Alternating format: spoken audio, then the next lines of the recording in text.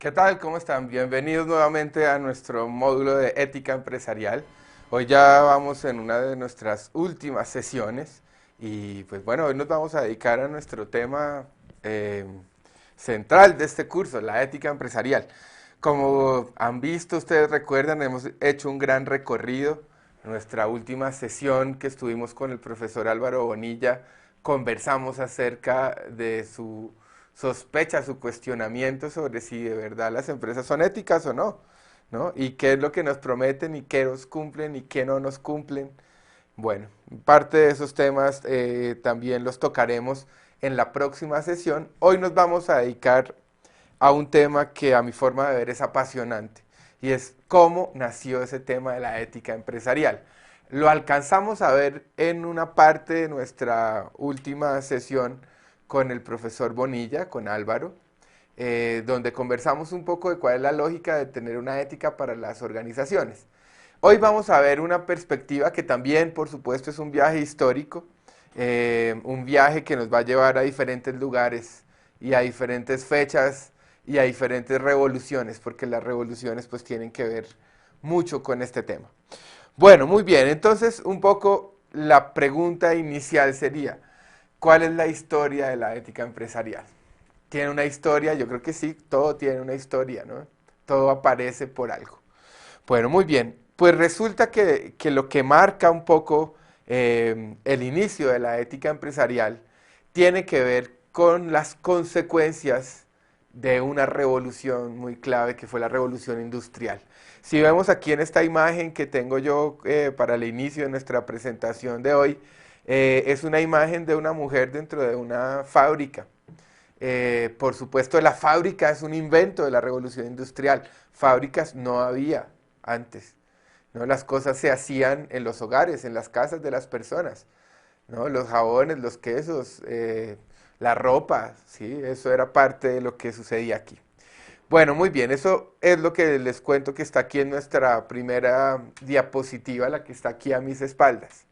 Muy bien, la siguiente es un poco la siguiente pregunta. ¿Cuál es la relación entre la revolución industrial y la ética empresarial? ¿Cuál es la relación? Yo quiero que lo piensen ustedes un poquito. ¿Cuál es la relación entre la ética empresarial y la revolución industrial? Bueno, muy bien. Pues resulta que, como les estaba diciendo, la ética empresarial va a ser hija de la revolución industrial. ¿Sí? Es una hija de la revolución industrial. Y va a ser una hija, ¿por qué? Porque resulta que ese movimiento de la ética empresarial va a funcionar, se va a mover, etcétera, mucho más a partir de que nazca la empresa, la organización y la industria, ¿no? Que es parte del asunto. Bueno, muy bien. Ahora quiero que nos imaginemos el siguiente escenario. ¿Qué es una sociedad preindustrial? ¿Sí? ¿Cuál es la sociedad preindustrial? ¿Qué características tiene la sociedad preindustrial? Piense un poco en ese momento. Bueno, ¿qué imágenes se le pueden venir a la cabeza si usted piensa en una sociedad preindustrial? Entonces, bueno, pues pensemos en las diferencias con nuestro tiempo. ¿Cómo se hacían las cosas en la sociedad preindustrial? ¿Cómo se hacía la ropa? ¿Sí? ¿Cómo se hacían las cosas que se utilizaban todos los días? Las ollas, ¿cierto? Los implementos de cocina. ¿Cómo se hacían las casas mismas? ¿Cierto? ¿Qué cosas de alimentación se hacían? No solamente se sembraban, de qué manera se sembraban y qué otras se hacían. Estoy hablando de derivados de algunas cosas.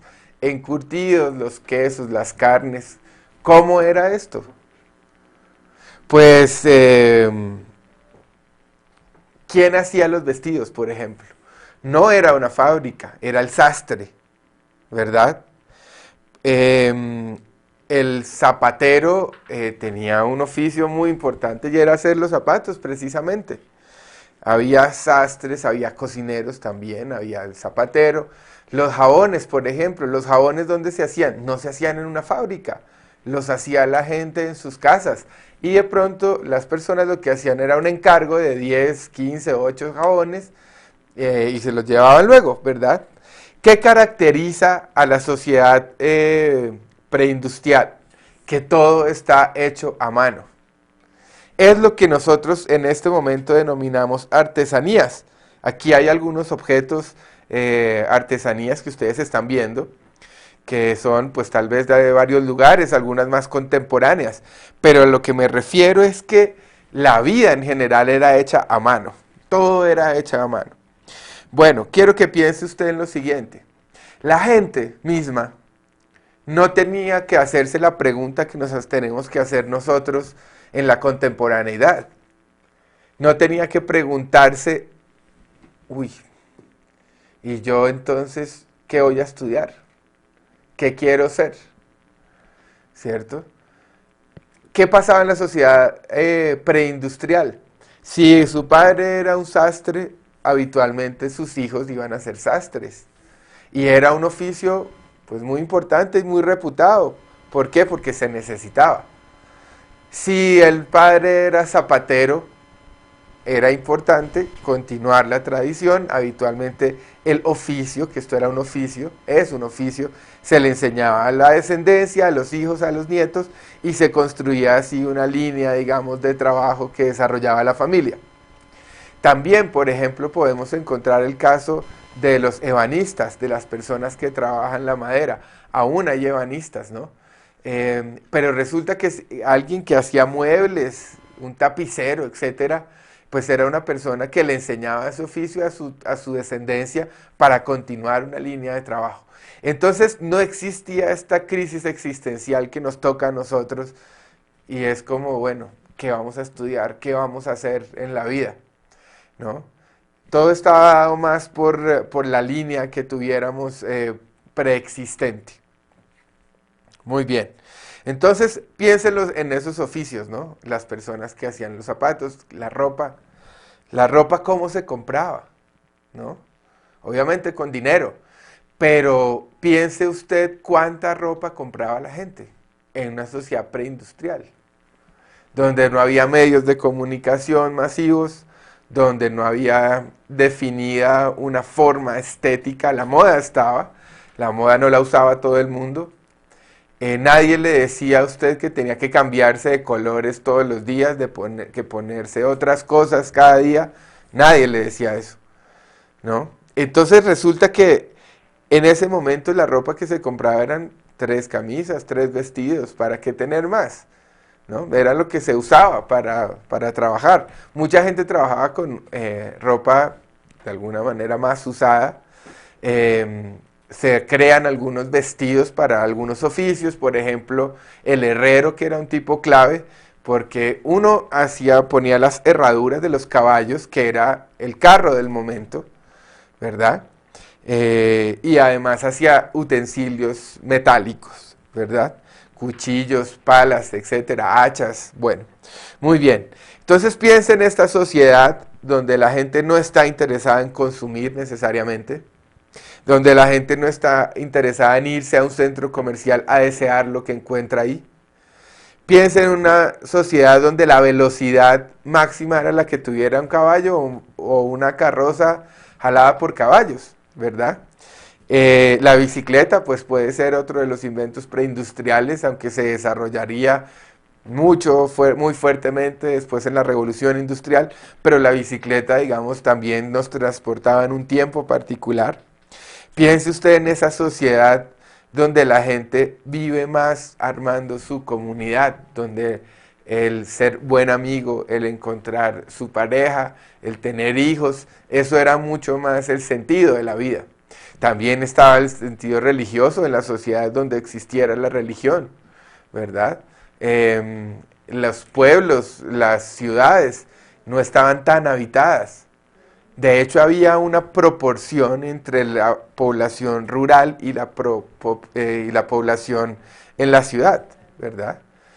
La población citadina, digamos. Bueno, muy bien.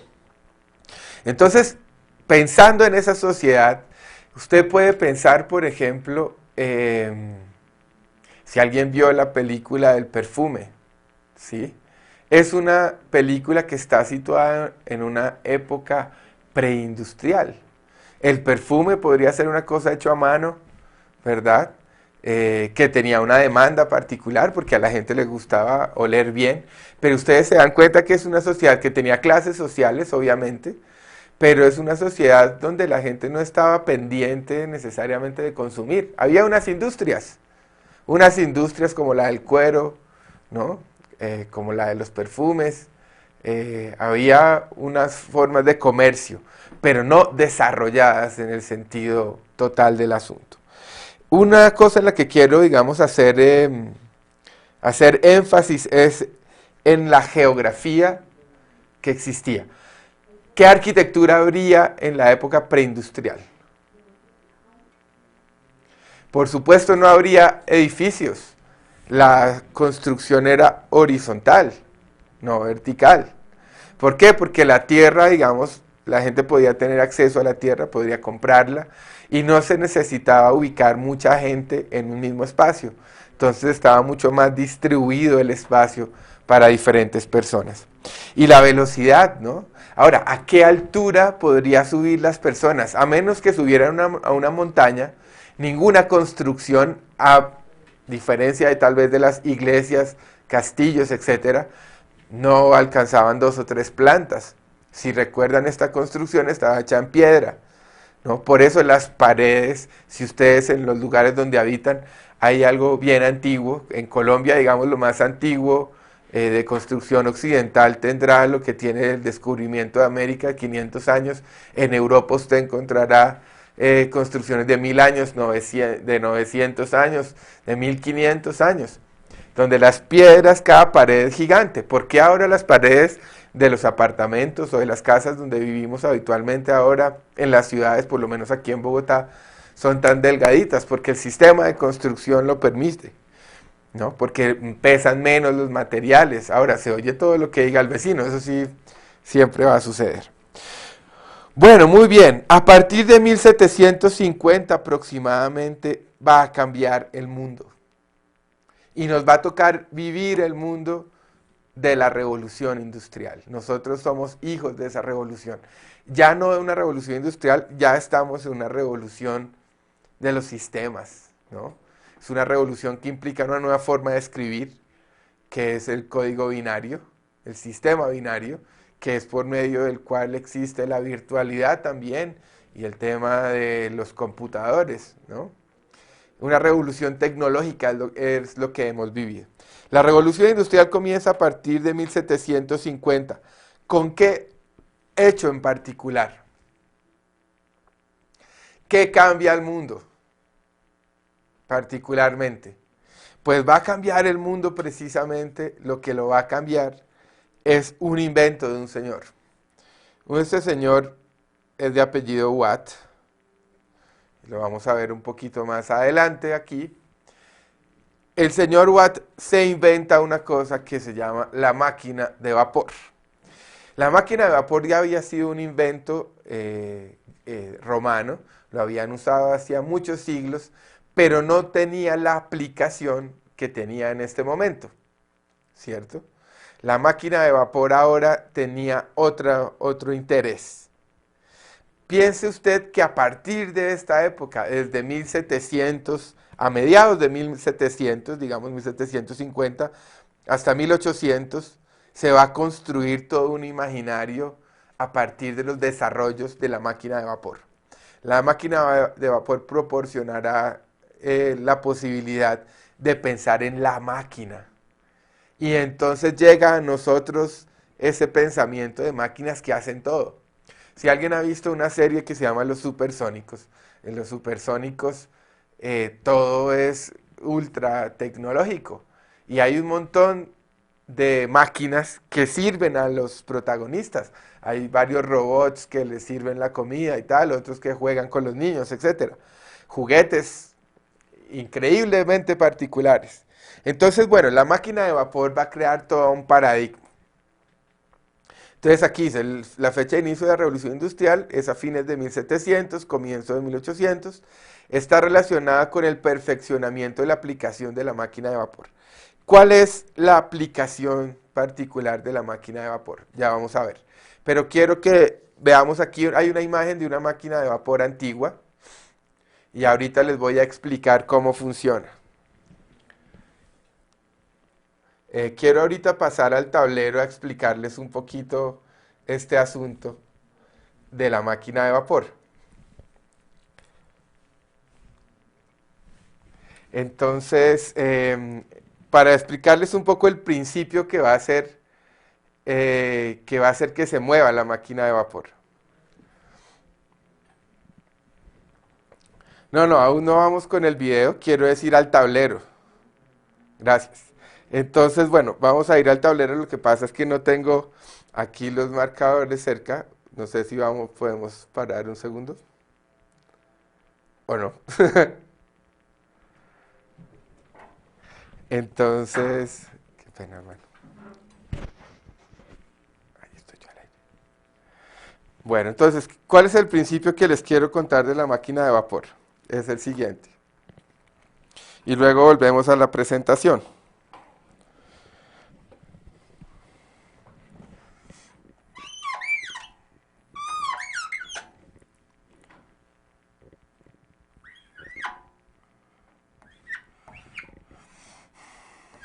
¿Cómo funcionaba la máquina de vapor? La máquina de vapor obviamente producía vapor.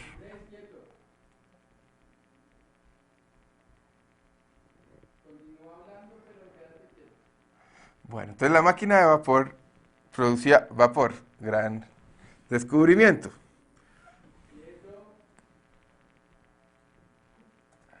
¿Cómo producía vapor? Entonces, producía vapor de la siguiente manera. Vamos a pintar aquí la máquina de vapor, ¿cierto? Aquí vamos a figurar que hay un fuego. Esto es fuego. El fuego que calienta un recipiente donde hay agua, H2O. Esa agua va a estar, digamos, dentro del agua. Ustedes conocen la olla a presión, por supuesto. Esa agua va a producir un vapor. Y ese vapor lo va a transmitir el movimiento que va a producirse cuando el agua llega a ebullición y se mueva este pistón, digamos, este pedacito, porque el vapor va a querer salir y al querer salir va a tratar de levantar, como sucede en cualquier olla de agua hirviendo, va a tratar de levantar la tapa, ¿verdad? Entonces esto va a generar un movimiento. Este movimiento, John Watt lo que hizo fue unirlo a otra extensión, a un brazo, digamos. Este brazo, al estar unido a este movimiento, lo que va a pasar es que el movimiento que haga este brazo puede ser este. Le amarran un eje acá, un eje aquí y otro aquí, y se va a producir este movimiento, ¿cierto? ¿Qué es el principio del movimiento del tren? Entonces, ¿cómo se mueven las ruedas del tren? Están de la siguiente manera.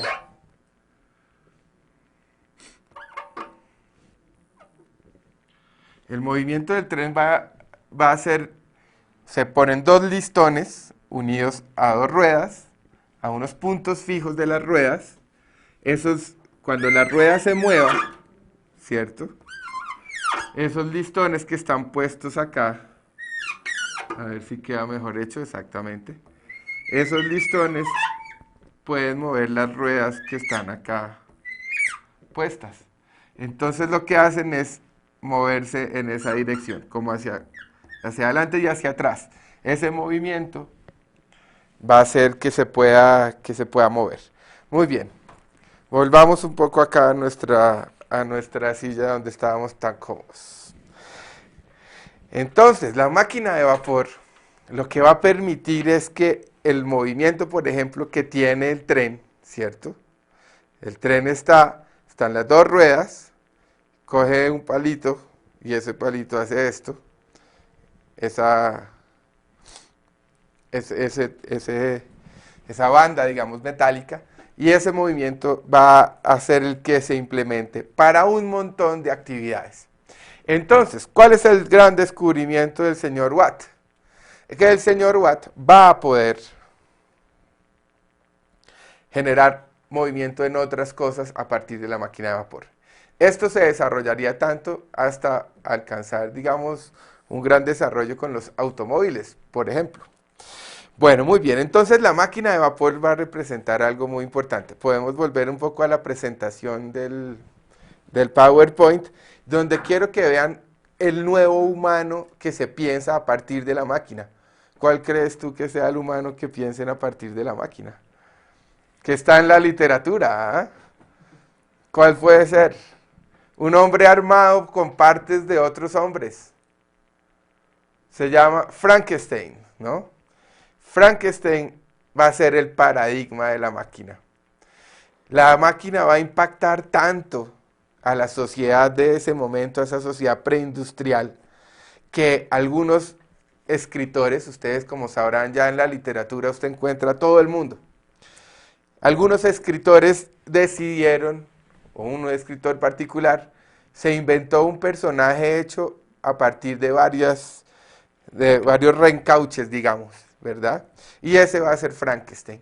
Frankenstein es la metáfora del hombre máquina.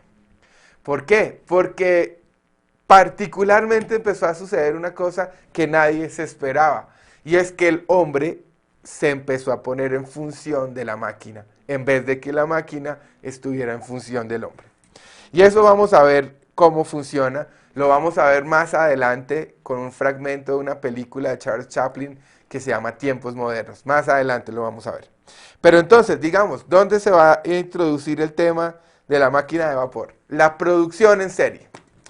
Bueno, mis queridos amigos, ¿qué es la producción en serie? Más bien les quiero cambiar la pregunta. ¿Qué hay en sus casas hecho a mano?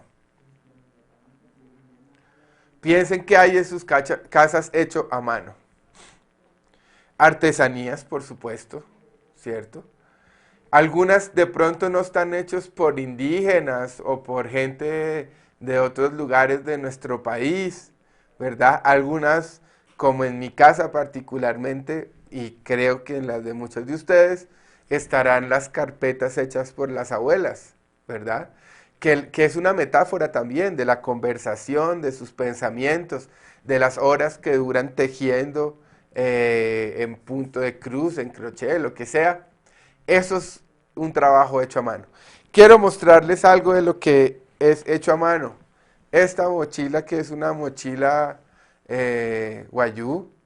Me gustan las mochilas, soy mochilero. Entonces, esto es un producto hecho a mano, ¿cierto? Es un producto que, por supuesto, tiene un costo, pero ¿cuál es la diferencia de las cosas hechas en serie? A diferencia de esta mochila guayú. La diferencia, parezco uno de estos canales ahora de los signos y de los mágicos y tal, que sale el tipo con su mochila a leer los oráculos. Bueno, la diferencia con esa sociedad es la siguiente, que estos productos hechos a mano en la actualidad cobran mucho más valor. ¿Por qué? Porque todo se hace en serie. ¿Y qué quiere decir que se haga en serie? Esta camisa, que es de una marca X, se hicieron miles. De este pantalón, que es de una marca particular, se hicieron miles. Del reloj que usted pueda tener, se hicieron miles. Del teléfono celular que usted pueda poseer, se hicieron miles también. Del televisor, se hicieron miles. Del computador por medio del cual usted me está viendo, de las pantallas que permiten que nos veamos y que nos identifiquemos, de las cámaras que hay en este estudio, etcétera. Todo es hecho en serie. ¿En serie qué quiere decir? Que se hizo por medio de una producción donde todos los artículos son iguales. Imagínense eso. Claro, llegamos hasta pensar en una producción en serie de humanos, ¿no? Que un poco lo que quería Hitler era hacer su ejército, un ejército perfecto, ario, no sé qué, ¿no? Entonces, la diferencia de esa mochila que invitamos aquí hace un momento es, esta mochila es diferente a todas, así la hagan diferentes mujeres con diferentes tejidos, con diferentes colores. Algunas cosas variarán, por supuesto. Entonces, bueno, el gran valor de la sociedad artesanal y de las artesanías nuestras aún es ese, que son productos únicos. Por supuesto, hay grandes empresas que se encargan de comercializar las artesanías, ganando un gran porcentaje, donde gana más el intermediario que realmente el artesano. Y bueno, no quisiera ampliar este tema, a ver si salvamos el arte, ¿no? El arte de los artesanos, para no hablar de una empresa particular. Esto implica que nosotros, digamos, nuestra cultura también yo creo que valora los productos artesanales. Creo que es muy importante generar esa conciencia en nuestros jóvenes, que no todo lo que viene de afuera, o lo que cuesta mucho dinero, o lo que usan los cantantes es lo que más dinero vale, porque hay cosas que no tienen un valor económico, pero que tienen un valor simbólico muy importante. Bueno, muy bien. Entonces, la producción en serie, todo igual. Imagínense eso, ¿cierto? El otro tema que se arma aquí. Bueno, entonces vamos a parar un segundito.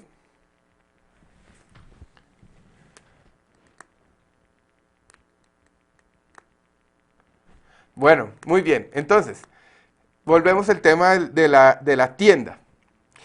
Ya está la producción en serie. Entonces ya están hechas camisas en serie, pantalones en serie, zapatos en serie, hechos por máquinas con el hombre al servicio de la máquina. Después se va a crear otra cosa, y la otra cosa es la tienda por departamentos. La tienda por departamentos es un invento de la sociedad industrial. En un principio las tiendas, ¿cuáles eran? Resulta que la gente ponía un pequeño lugar donde en ese lugar resultaba que se vendían los productos que hacían. Después entonces pequeños comerciantes lograban hacer unas, digamos, unos pequeños, ¿cómo se llama? Unos stocks de algunos productos, y ahí los comercializaban. Claro, entonces, ¿qué es un stock?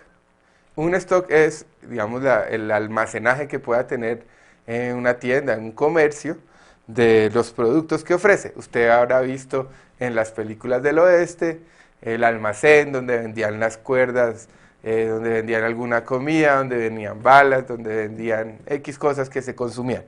Bueno, después aparece entonces, como les estaba diciendo, la tienda por departamentos. Eso sí es una súper novedad. La tienda como por departamentos tendrá que ver también con una lucha de los obreros por tener algún día libre, que se corresponderá al domingo. Pero cuando se van a montar esas tiendas por departamentos, ¿qué quiere decir eso? Que son tiendas como las que hay, es posible en las regiones donde ustedes vivan, donde ustedes encuentren en una parte la comida, en otra parte ropa de niño, ropa de mujer, ropa de hombre, zapatos para dama, caballero y niño. Están los artículos del hogar, entonces está camas, todo el tema de lencería, están los adornos, las mesitas, los adornos de vidrio, los adornos metálicos, los cubiertos, etcétera. Otro lugar donde está la tecnología, los televisores, bueno. Aquí dentro de las tiendas por departamentos corresponderán a lo que es para hombres, para mujeres, para niños, comida, etcétera. Entonces, en esa tienda por departamentos, allá van a llegar todos esos productos hechos en serie. Y la gente los va a comprar en este lugar. ¿Cuál es la ventaja? Que el que vende en el almacén por departamentos, como compra en volumen, le sale más barato cada cosa. Si compra 100 pantalones, le hacen ciertos descuentos. Entonces él puede vender a esos pantalones a un precio mucho más alto, al de tal, uno por uno, y hay una ganancia donde cubre lo que le costó el pantalón más un margen de ganancia importante. La tienda por departamentos es lo que ahora para nosotros es el centro comercial, donde usted encuentra desde un helado hasta un alfiler, donde habitualmente el centro comercial parecería un lugar exclusivo, exclusivo porque excluye. Parece un espacio público, pero es un espacio privado. Es un espacio donde no entra el que no parece que fuera a consumir. Miren lo perverso del asunto. Entonces, bueno, la tienda por departamentos pues era una de las piedras angulares en Estados Unidos y en otros lugares hay centros comerciales donde hay que ir en carrito porque la gente no puede caminárselo todo, ¿no? Creo que están haciendo uno en Dubái que es una cosa inmensa. Y es el lugar para ir a consumir. Yo le llamo al centro comercial la máquina para desear. Uno vaya a desear, a antojarse. Por supuesto, entonces eso genera una angustia. Y usted salva esa angustia comprando. Muy bien. También aparece el consumo masivo. La sociedad de consumo, que es de la que hacemos parte de hecho. ¿Cierto? El consumo masivo, ¿qué es? Es los productos que se consumen en masa. ¿Qué productos se consumen en masa? Pues fácil, los que usted tiene que usar todos los días. Los que están, se supone, en la canasta familiar. ¿Qué tiene que usar todos los días? Jabón. Eso es un producto de consumo en masa. Producto masivo, de consumo masivo. Si usted sube el precio, pues deja de ser tan masivo y se vuelve ciertamente elitista. ¿Qué otra cosa necesita usted todos los días? Un cepillo de dientes, una crema dental. Productos de consumo masivo serán las bebidas, la comida también se va a volver un producto de consumo masivo. Y vamos a ver cómo la comida va a aparecer un concepto que es la comida rápida, que eso va a aparecer después de la revolución industrial. La comida rápida, ¿por qué? Porque va a haber una hora para almorzar. La gente que trabajaba en sus casas almorzaba en su casa cuando tenía hambre. Cuando van los obreros a la fábrica, les van a sonar un pito. Y cuando ese pito suene, tiene usted el tiempo para almorzar y para volver al trabajo. Si no tiene hambre, de malas. Le toca almorzar ahí, ¿verdad? Entonces, bueno, todo esto tiene que ver con lo mismo. El consumo masivo, se forma la sociedad de consumo. Por supuesto, había una sociedad de consumo en la sociedad artesanal, pero aquí es una sociedad que consume por consumir. En la sociedad artesanal, como habíamos dicho, la gente tenía 3 vestidos, 3 camisas, no necesitaba más. Aquí ahora le imponen a usted que usted no puede usar la misma ropa toda la semana, que tiene que variar los colores, que tiene que variar la moda, que tienen que variar, digamos, yo qué sé, los atuendos que usted usa, ahora entonces las corbatas, los vestidos, las camisas, que lo vean a una persona con la misma camisa varios días a la semana no está bien, así la haya lavado. Entonces eso comienza a generar que la sociedad consuma.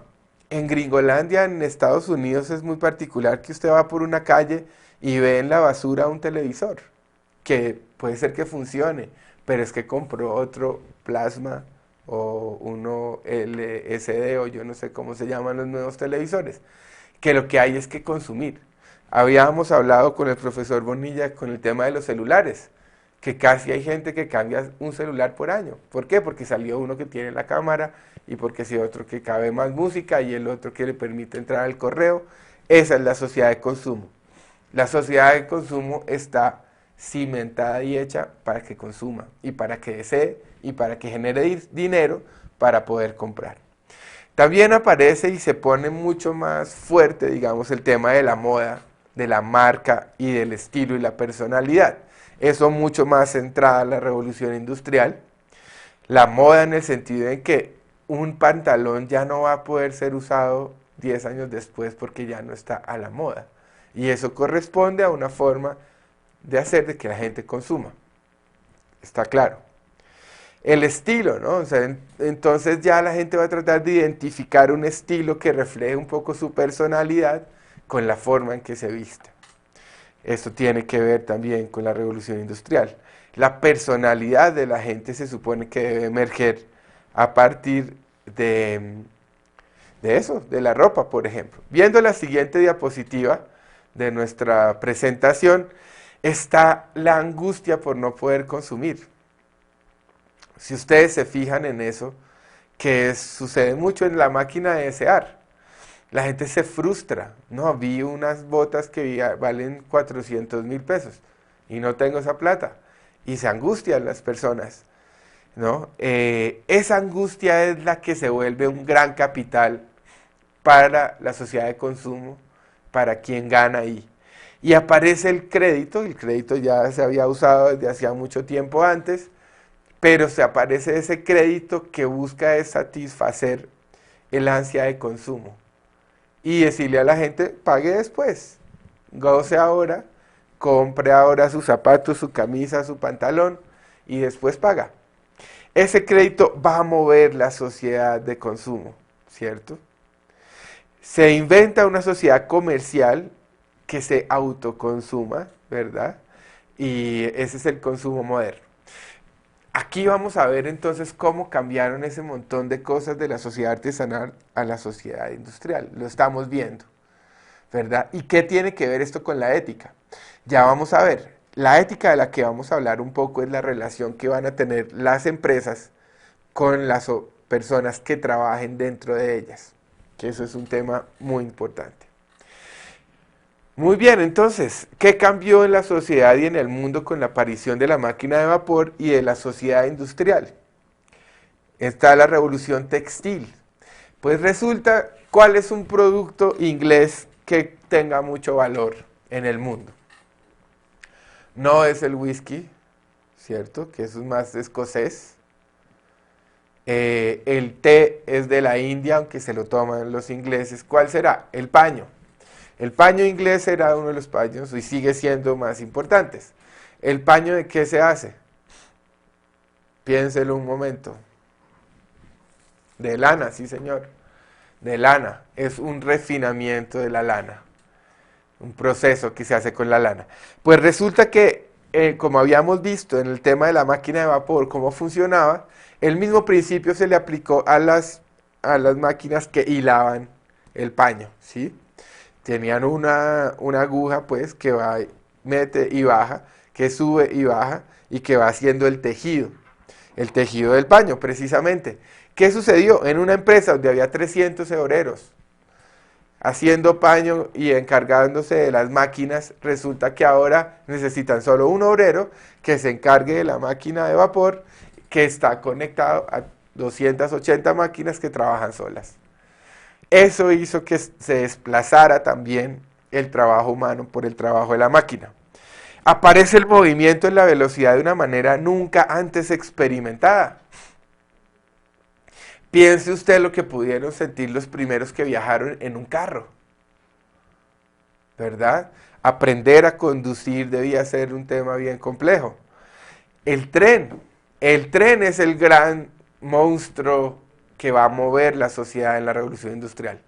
Va a mover a la sociedad norteamericana y la va a volver una sociedad mucho más comunicada. Su geografía va a permitir que suceda eso, entonces se van a poder comunicar los estados más fácilmente.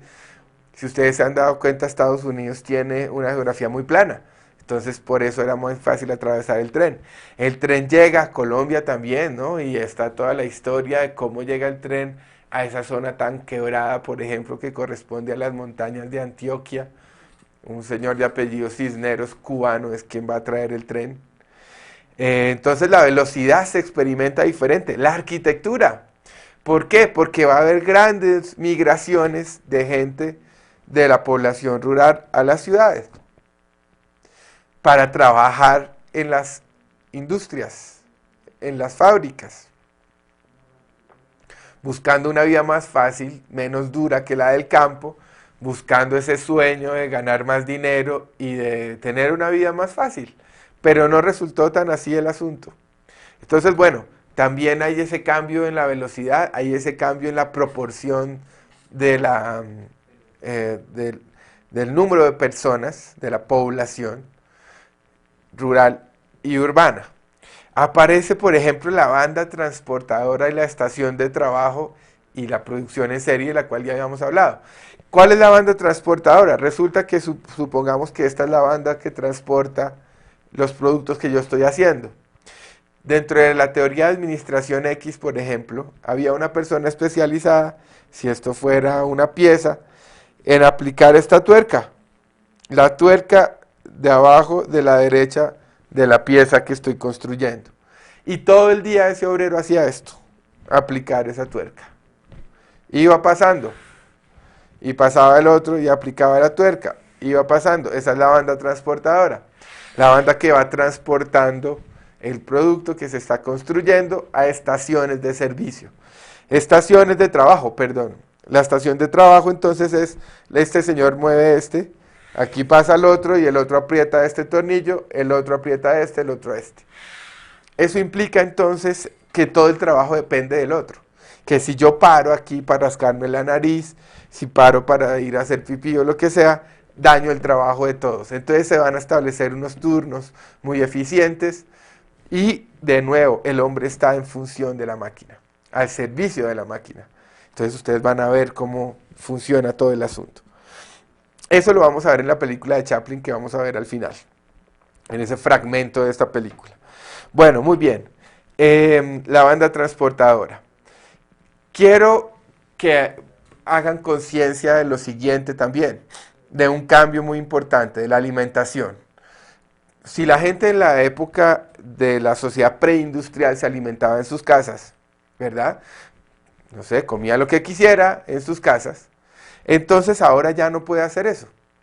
¿Por qué? Porque es complicado. Entonces se va a inventar la lonchera.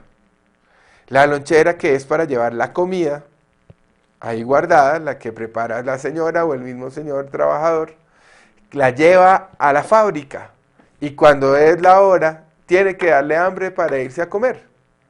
Entonces él se va a comer, se come su lonchera, suena otro pito y tiene que volver a trabajar. Eso es un cambio muy importante en la forma de vida de estas personas. Es un cambio clave, muy clave. ¿Por qué? Porque lo que está haciendo es administrar diferente su tiempo, porque ya no va a su casa, porque hay unos desplazamientos muy grandes, se tienen que pensar en los metros y en los trenes que transporten toda esa población de obreros hasta sus casas y de sus casas a la fábrica. Entonces está por otro lado eso. Aparece la comida rápida. La comida rápida tiene unas historias fantásticas.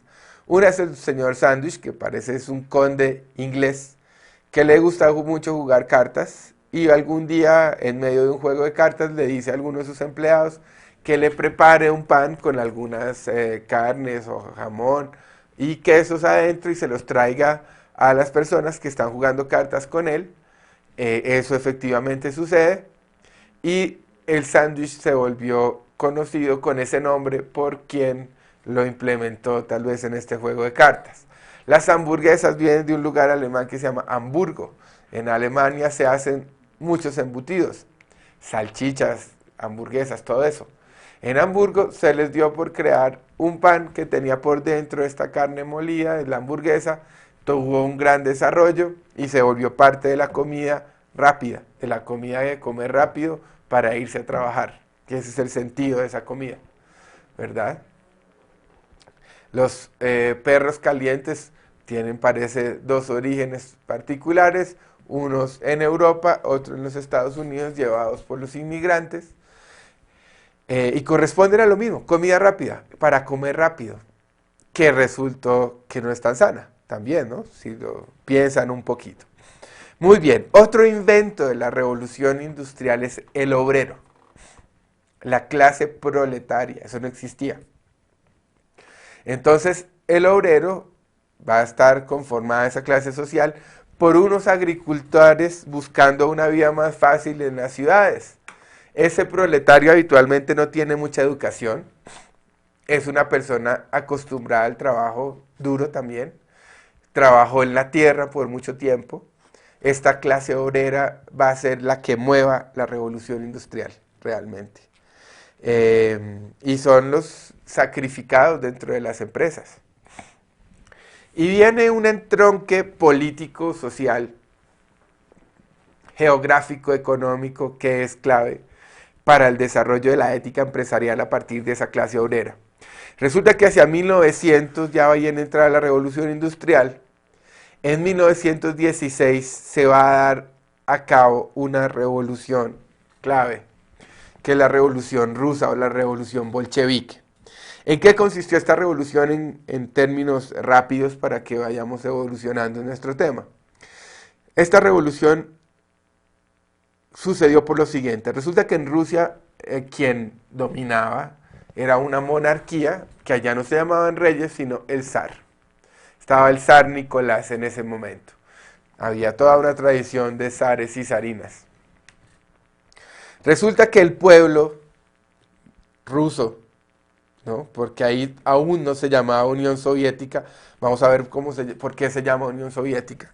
El pueblo ruso estaba con hambre y sufría, digamos, mucho por los inviernos y no tenían mucho que comer. ¿Por qué? Por los impuestos que tenían que pagarle a la monarquía, a sus zares, para sostener un sistema de gobierno, como habíamos visto en la Revolución Francesa, donde los reyes, donde la gente del poder disfrutaba de grandes fiestas y grandes banquetes pagadas por el pueblo, a los cuales no estaban invitados. ¿Qué sucedió?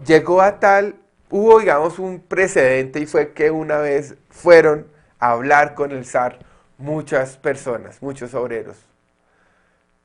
Tengo entendido que entre 1.400 y 4.000 personas fueron a hablar con el zar para ver cómo solucionaban el tema de su condición de vida, de su alimento y eso.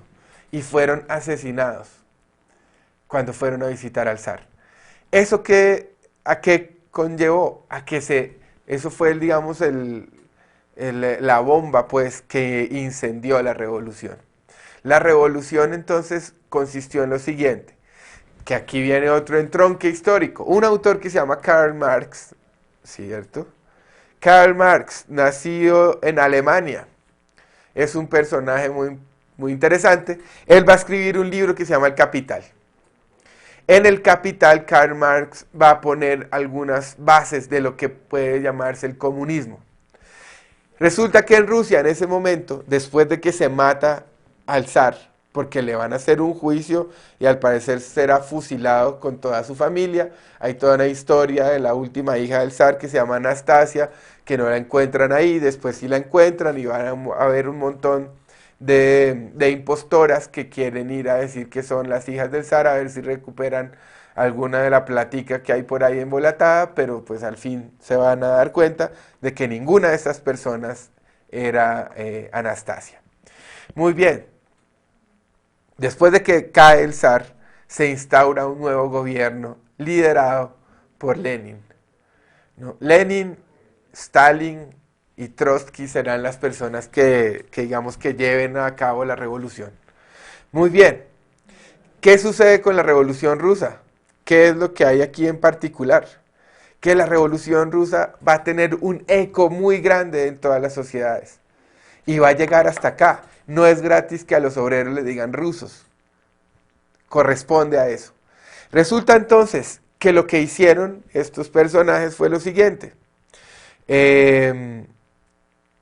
Organizaron unos soviets. Soviets eran unos grupos. Y los soviets aquí van a estar conformados por unos soviets que van a ser los de los soldados, otros soviets de los obreros, y otros soviets que no estoy seguro qué es lo que dice por aquí. Bueno, otros aquí para el mundo, los obreros, los campesinos y los militares. Ya se dan cuenta que son tres fracciones de la sociedad que no son las más, digamos, privilegiadas. Esto va a hacer que se vuelva un gobierno comunista. Y muchos obreros en el mundo van a pensar, ese es el modelo que nos interesa. ¿Por qué? Porque en el comunismo se supone que todo el mundo tiene lo mismo. ¿Qué hizo Lenin cuando llega al poder? Toma las tierras de los terratenientes, de las grandes familias y tal, y su lema es un poco la tierra para el que la trabaje. y lo que hizo es redistribuir la tierra. Cada familia le dio un pedazo que pudiera contribuir pues al, a la producción, ¿no? A la producción agrícola de Rusia, y a generar un pequeño ingreso, pero que pueda sostener a la familia. Digamos que la falla de la cosa fue la siguiente. Marx se inventa el comunismo para sociedades ricas, para Alemania o para Inglaterra, donde vivió, pero no para una sociedad que no es tan rica y que es tan grande como la rusa. Ese fue, digamos, el problema. Entonces queda montado por allá en Rusia ese tema de la Unión Soviética, Unión de Soviets. Eso quiere decir Unión Soviética. Esto va a tener un eco en el mundo tan grande que se van a organizar los primeros sindicatos. Y los sindicatos van a luchar por los derechos de los obreros. Ya tienen un referente histórico, conceptual, político, económico, y entonces con ese es que se van a enfrentar un poco a sus contradictores, que van a ser los patrones y las políticas estatales en general. Y va a comenzar una lucha. ¿Cuál es la lucha que tienen los obreros ahora? Que corresponde con la ética empresarial. Resulta que están trabajando de 14 a 16 horas hombres y mujeres. A muchas les pagan menos de lo que les pagan a los hombres. De 14 a 16 horas. Imagine usted cuánto tiempo tiene usted para dormir y para descansar y para otras actividades. Si el día tiene 24 horas, que usted solo en el trabajo esté 14 a 16 horas, no le quedan muchas horas para estar con su familia, ni con sus hijos, ni para descansar. Entonces la primera lucha fue la que se llamó las 888. Y se logró distribuir así la jornada del día. O sea, 8 horas para trabajar, 8 horas para dormir y 8 horas para estudiar o para tener otras actividades. Esto se logró a punta de mucho esfuerzo y mucha sangre de mucha gente. Entonces, bueno, como habíamos dicho, está el tema de Karl Marx, aparece el sindicato como esa agremiación de empleados que tiene el poder para negociar con los empresarios, y con los gobiernos también, por supuesto. Los escritos, digamos, más conocidos de Marx son El Capital y el Manifiesto del Partido Comunista. Él va a morir en Londres, donde vivió mucho tiempo, particularmente era un hombre judío. Los judíos han aportado mucho a la ciencia, a la economía y a muchas actividades, y paradójicamente van a ser perseguidas por Hitler, ¿no? Perseguidos por Hitler. Eh, bueno, muy bien. Entonces, un poco explicando lo que habíamos dicho, la Revolución Rusa tiene que ver con el derrocamiento del zar. Están los grupos de soviets siguiendo un poco, el resto del mundo se va, digamos, sumar, perdón, a esta lucha que están instaurando pues los obreros. Y eso va a tener unos ecos muy importantes en muchos lugares, como en los Estados Unidos, en donde precisamente Chaplin va a hacer una gran crítica a partir de su película. Entonces, bueno, esta revolución trajo consigo que los obreros de muchos países democráticos capitalistas se sintieran identificados con la preocupación por parte de los dirigentes políticos industriales sobre lo que significaba la amenaza comunista, ¿no? Muchos países se asustaron con eso, y eso tiene que ver con la Guerra Fría. Ustedes recordarán esas series, por ejemplo, el Superagente 86, que lucha contra Caos, y Caos es precisamente la Unión Soviética, ¿verdad? También, por ejemplo, Misión Imposible, siempre los enemigos tienen que ver con gobiernos comunistas o socialistas, ¿no? Entonces se construye todo el imaginario de la Guerra Fría,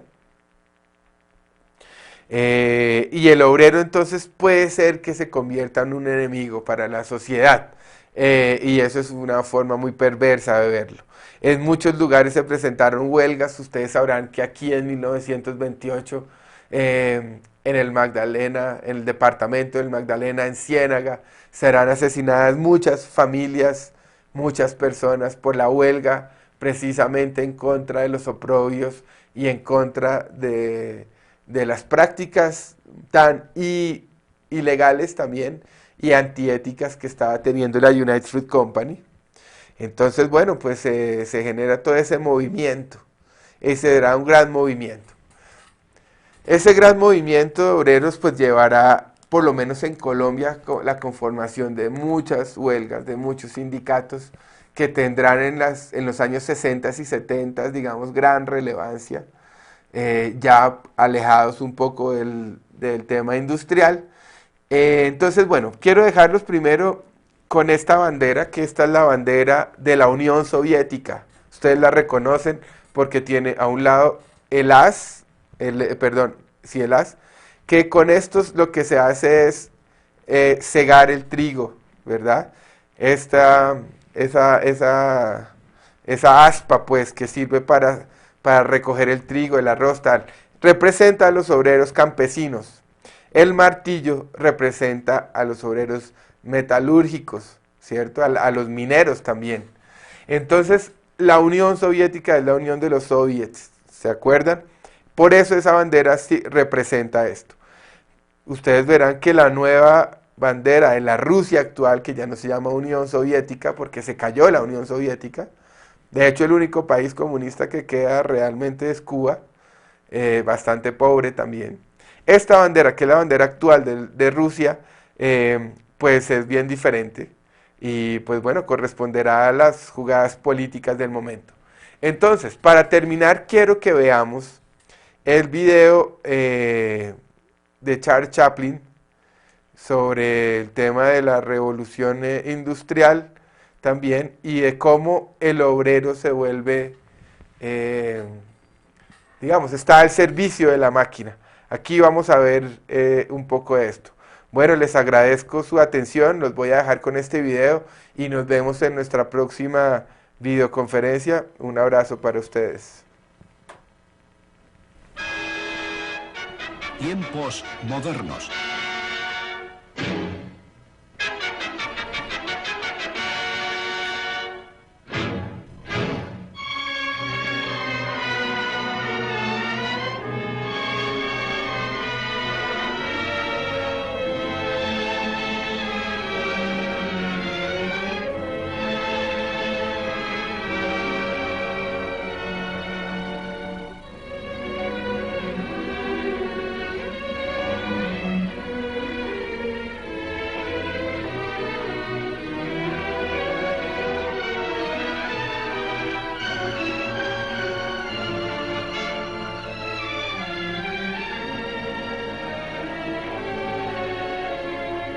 Tiempos modernos, una historia sobre la industria, sobre la iniciativa individual, la cruzada de la humanidad en busca de la felicidad.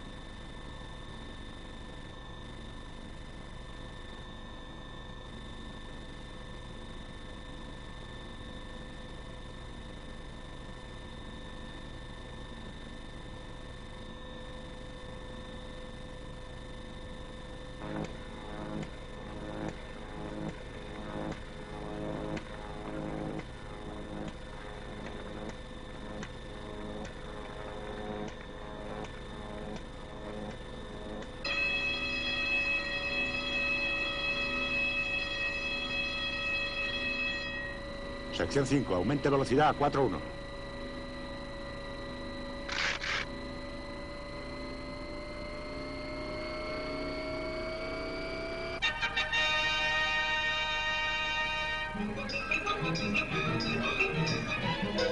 Atención, capataz.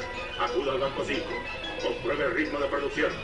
La cadena va con retraso, Banco 5. Atención, capataz.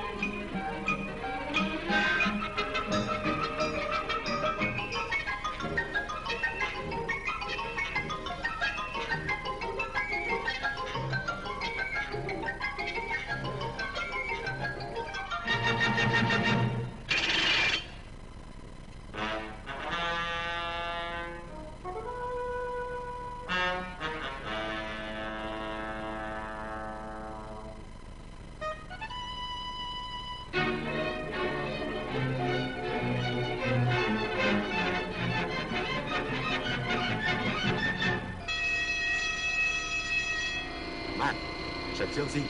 Aumente velocidad a 4.7.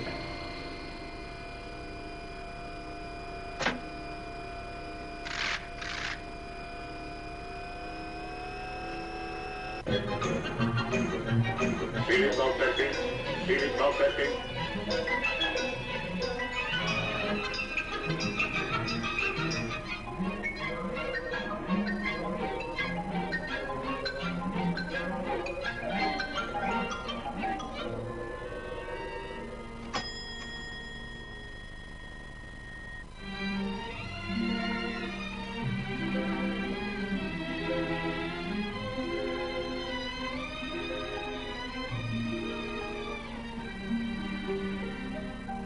¡Eh!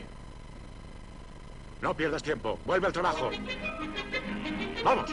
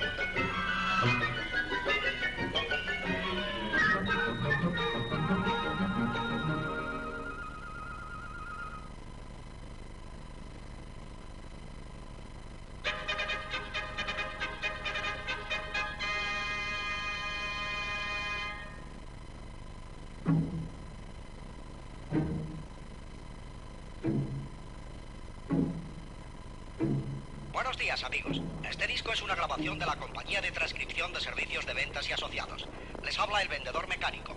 Tengo el gusto de presentarle al señor G. Willacom Bellows, inventor de la máquina de comer Bellows, un práctico aparato que alimenta a sus hombres mientras trabajan. Suprima el descanso del almuerzo. Adelántese a la competencia. La máquina de comer Bellows eliminará la hora del almuerzo, aumentará su productividad y reducirá el capítulo de gastos. Permítanos mostrarle algunas de las características de esta maravillosa máquina. La belleza de su moderna línea aerodinámica, lo suave y silencioso de sus movimientos gracias a nuestros rodamientos de metal electróforo. Permítanos llamar su atención sobre el plato de sopa automático, con emisor de aire incorporado. No hace falta soplar, ni un ápice de energía derrochado en enfriar la sopa. Note el plato giratorio con el brazo automático que empuja la comida. Observe el eje de doble articulación del soporte para mazorcas. Su transmisión sincronizada permite pasar de una velocidad a otra con un mero toque de la lengua. Por último, la servilleta esterilizada de hidrocompresión. Sus agentes de control impiden que caigan manchas en la camisa. Estas no son más que algunas de las maravillosas características de la máquina de comer Bellows. Permítanos hacer una demostración con uno de sus trabajadores, porque una imagen vale más que 1000 palabras. Recuerde, si desea seguir a la cabeza de sus competidores, no puede permitirse ignorar la importancia de la máquina de comer Bellows. La hora del almuerzo.